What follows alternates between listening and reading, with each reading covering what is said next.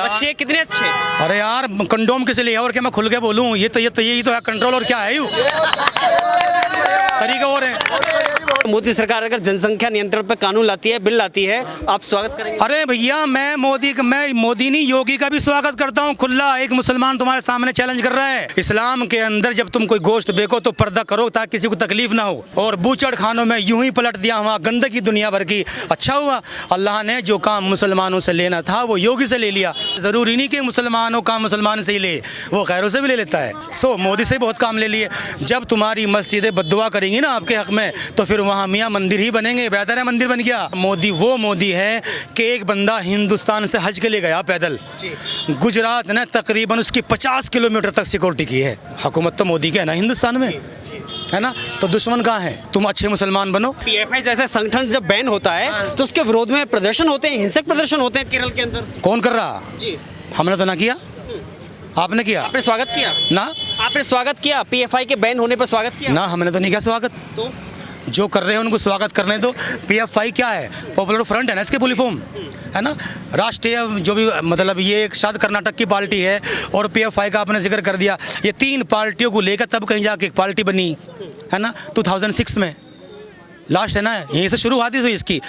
तो इसके popular front बना दिया, लोगों से चंदा लेंगे, पैसा इकट्ठा करेंगे अपनी। अब तक ऐसा ही तो होता आ रहा, मुसलमान कौम को बेवकूफ़ी तो बनाया जा रहा है। सही बात। तो सरकार ने बैन करके अच्छा किया मेरे भाई, वरना अब तक हुआ क्या है भाई। मेरे इमदाद ऐसे नहीं हुआ करती कि पॉपुलर फ्रंट बना लिया और हम कौम की मदद कर रहे हैं। क्या मदद कर रहे हैं? जमीयत ने पहले कुछ मकान बनाए थे, आज भी उनके अंदर ताले लगे हुए हैं, वो मकान गरीबों को नहीं मिले। अगर हेल्प करनी है तो सिखों से सबक लीजिए आप। एक मुसलमान आज भी रिक्शा चला रहा है, लेकिन कोई मालदार ये खड़ा होकर नहीं कहता ले भाई मैं 10 लाख रुपए ले अपना कारोबार कर, धीरे धीरे मुझे दे देना। ये है असल मदद, बिल्कुल बेहतरीन बात। ये असल मदद कहलाती है। पीएफआई ने तो कहा ना कि हम इस्लाम के लिए काम करते हैं, मुसलमानों के लिए हित में काम दिए, हमें तो ना दिए किसी ने। और साबित करो ना किसको दिए हैं। वो लाख गीत गाए के हमने दिए कहाँ हैं? ऑन रोड दिखाइए ना आप। कहीं कुछ नहीं दिया, सब बकवास है। पॉपुलर फ्रंट हो मेरे भाई, जमीयत हो, मैं तो जमीयत अपनी हमारी तो संस्था है बहुत बड़ी, मैं तो उसके भी विरुद्ध बोल रहा हूँ ना, हक बात कह रहा हूँ मैं। लेकिन आपके खिलाफ फिर फतवा जारी हो सकता है ना? फतवा जारी वो अपनी लाख करे मेरे खिलाफ फतवे। जो हक है मैं तो वो कहूँगा। सो किसी को बुरी लगे तो लगे, मेरे आंगन में क्या मतलब है तुम्हारा? मेरी मर्जी। जब हिंदुस्तान आज़ाद है तो मैं भी आज़ाद हूँ अपनी बात कहने के लिए। हाँ, मैं भी तो आज़ाद हूँ ना अपनी बात कहने के लिए।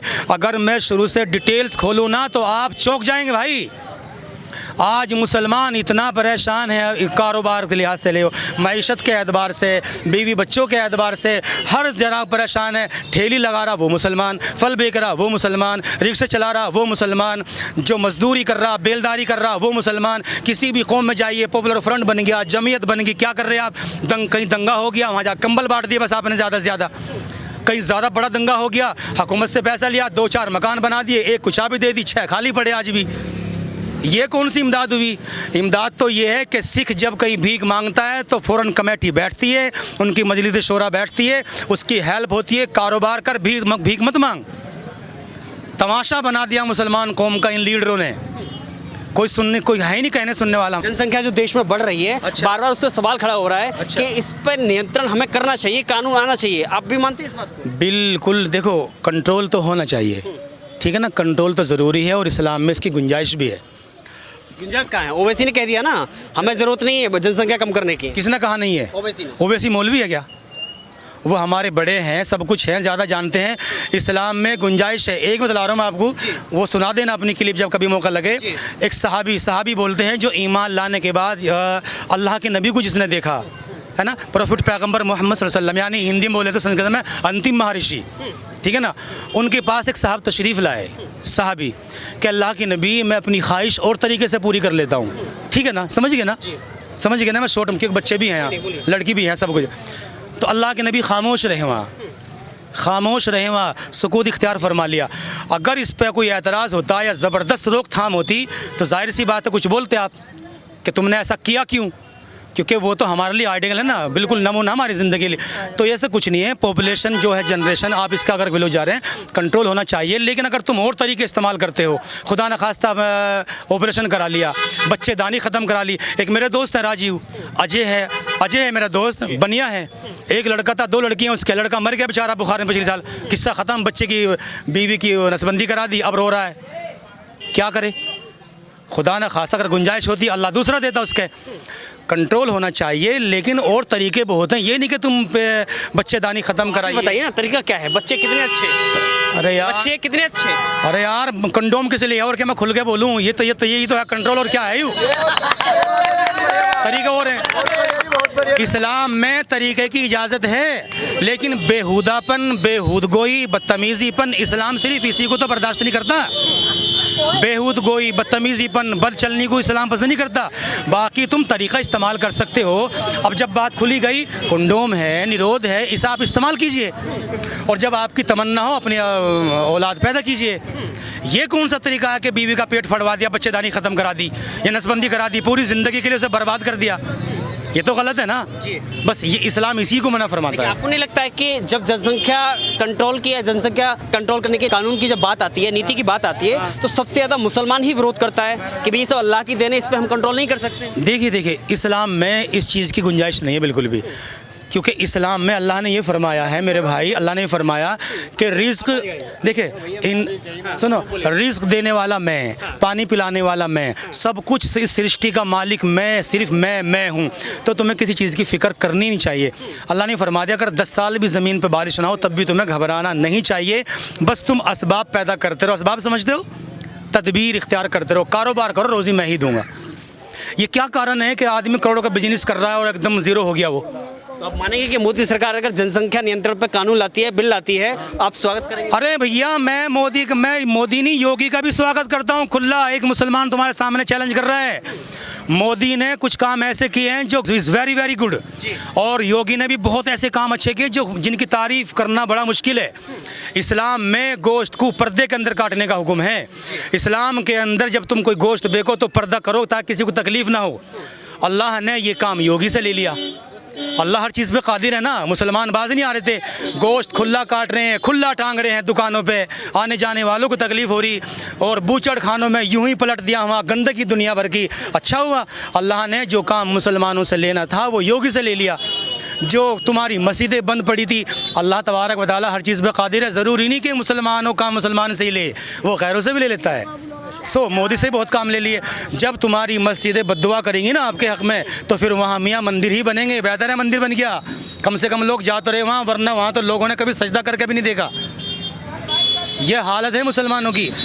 अगर मुसलमान अपने, सही बात यह है, अगर मुसलमान अपने सही वजूद पे आ जाए, आप तो मेरे भाई हिंदू हो ना, मेरे भाई हो, और मैं अपने भाई से ज़्यादा तुमसे प्यार करता हूँ।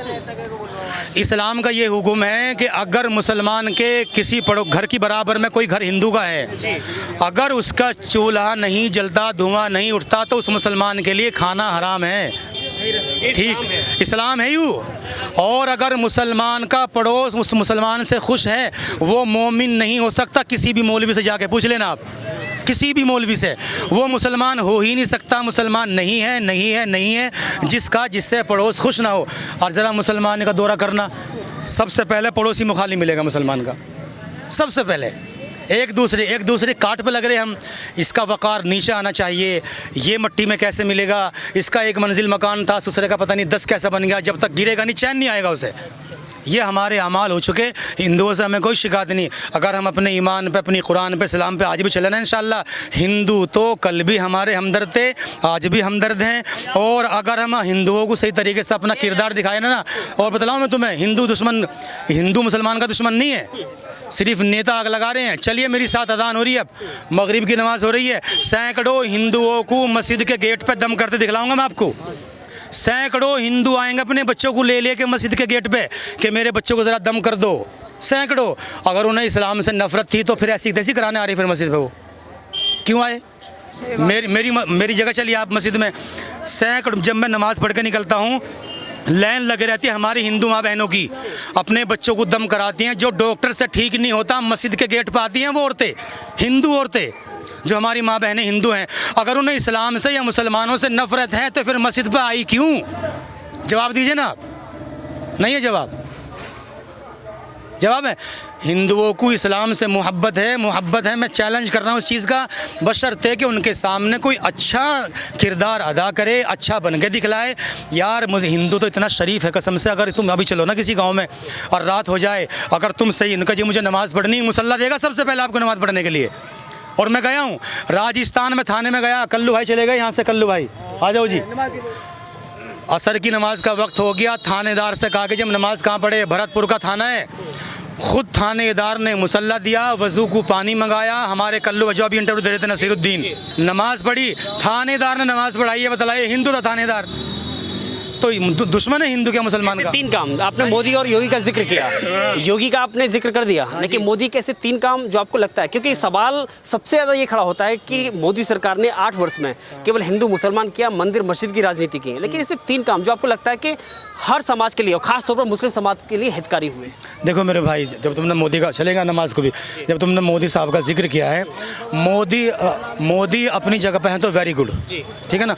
मोदी से नीचे जो बैठे हुए हैं ना नेता, जनसंख्यी और अपनी सियासत के तवे पर रोटियां सेकने वाले, कार बंगला, क्योंकि वैसे तो आने का नहीं, मजदूरी करने में तो दाल भी नहीं, दाल के लाले पड़ जाएं, तो उन लोगों ने माहौल ख़राब कर रखा। वरना मोदी वो मोदी है कि एक बंदा हिंदुस्तान से हज के लिए गया पैदल, गुजरात ने तकरीबन उसकी 50 किलोमीटर तक सिक्योरिटी की है, वो उस, हाँ वो मोदी है। देखा नहीं कि आपने मीडिया पे, मैं थोड़ी बता रहा हूँ आपको, जहाँ जहाँ जिस शूबे से, जिस रियासत से बंदा गुजरा, सिक्योरिटी, उसका खाना पीना, डॉक्टरों की मोदी ने लाइन लगा दी।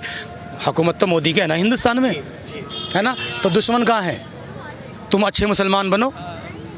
ये कौन सी मुसलमानी हुई कि अंगूठी पहन ली, सारे हाथों में मालाएं डाल ली, और बस हम ऐसे मुसलमान नहीं बनते। आखिरी सवाल, योगी ने गैर मान्यता प्राप्त मदरसों का सर्वे कराने का आदेश दिया। एक जिले का अगर रिपोर्ट बताया जाए, अलीगढ़ जिले का, जिस जिले में 125 कुल मदरसे हैं, जिसमें से 103 मदरसा अवैध रूप से संचालित हो रहे थे, क्या वाकई में ऐसे मदरसा चलते हैं? बिल्कुल बंद करना चाहिए। जो चीज़ हुकूमत की नज़र में है ना, उसे चलाने का हक़ ही नहीं बनता। हुकूमत की नज़र से मुराद ये है कि आप उसको मान्यता प्राप्त कराइए, बस। हुकूमत ये जाने कि हाँ हम कोई चीज़ हमारी निगरानी में वहाँ है, इसका मतलब ये नहीं है, सुनिए, इसका मतलब ये नहीं कि तुम चंदा लेते फिरो, ये नहीं। हुकूमत की निगरानी में वो चीज़ होनी चाहिए, क्योंकि सन 1872-71 में जब पहली जनगणना हुई थी, उसमें यही चीज़ें पैदा हुई थी कि हमारे देश की ज़मीन कितनी है, फैलाव कितना है, कितने मुरब्बा हैं, कितनी आबादियाँ हैं, कस्बा देहातों में कितनी ज़मीनें हैं। सबसे पहले जनगणना में यही तो चीज़ लाई गई थी, वरना पता कैसे चलेगा? चल तो पता।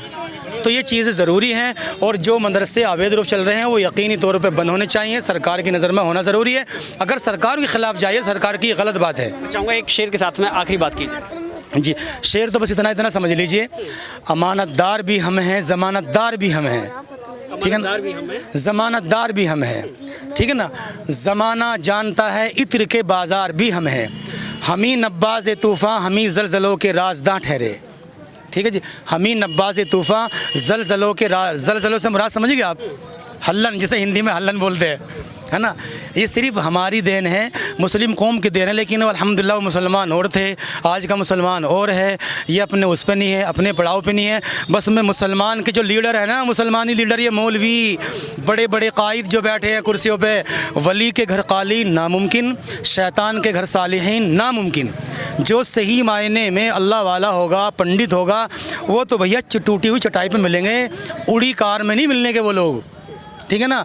बस इतना शेर है, अपनी बात यहाँ ख़त्म कर रहा मैं उन्हीं मौलवियों के लिए जो कोर में मार रहे हैं, नान तोड़ रहे हैं, बिना गोश्त के रोटी नहीं टूटती, कौम तबाह बर्बाद होती चली जा रही है हमारी, मुसलमान मर रहे हैं, उन्हें कोई फिक्र नहीं, डर रहे हैं। क्यों? मोदी जेल ना भेज दे। बुज़दिली को मसलिहत का नाम देते हैं, बुज़दिली को मसलिहत का नाम, हाँ, बुज़दिली को मसलिहत का नाम देते हैं, यूँ तसल्ली दिल को सुबह शाम देते हैं।